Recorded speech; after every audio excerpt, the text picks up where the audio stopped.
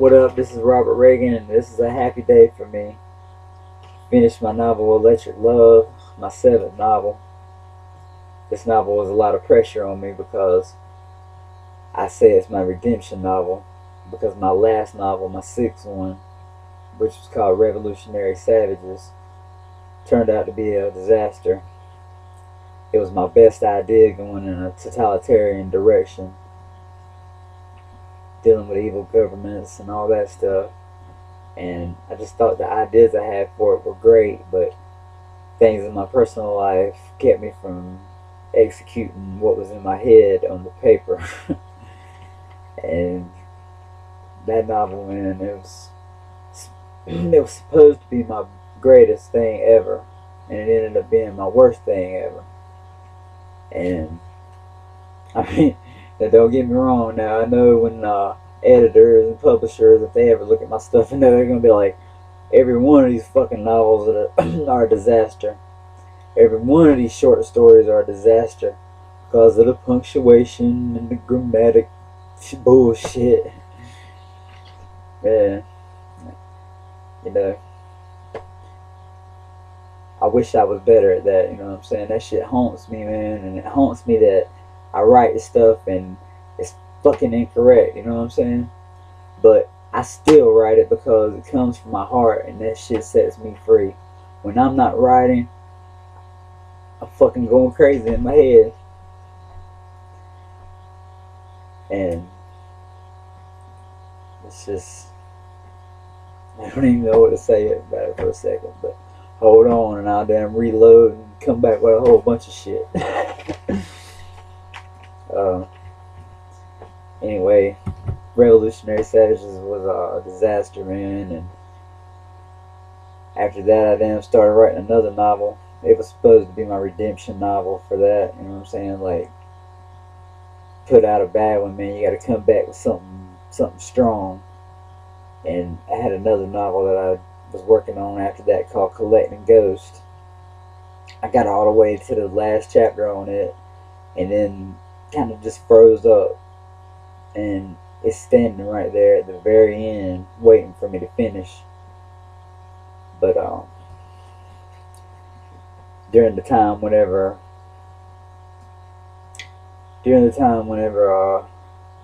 I got dry with writing Collecting Ghosts, got this idea for Electric Love, and then it became the redemption novel. Because I was like, I'm gonna finish this, and then I'm gonna go back to Collecting Ghosts. And so Electric Love is my bouncing back novel, and I'm super proud of it, man. It's got some sick fucking spooky shit in it. Anyway, I'm gonna read the very last chapter from it. It's short, the shortest chapter in the whole book. Here it goes, chapter 17, Electric Love. Kate and Josh went back to the country. She had enough of fame and felt just fine living with Josh in the trailer park. He went to work on the farm, and she learned to cook and clean. Kate was in trouble, but Josh and Seth both proved that love really can conquer all. She was glad to see Seth getting his life back on track and making music himself again. His hair was even growing out, starting to get long again. Kate and Josh both went out to one of his shows. After it was over, they all talked, remembering what they had been through. Kate felt like she should speak out and warn people about the illusion. Seth says they'd come back around to finish this if you did that. It's best just to keep quiet. Josh agreed, and then they left. Every day seemed to be better and more free.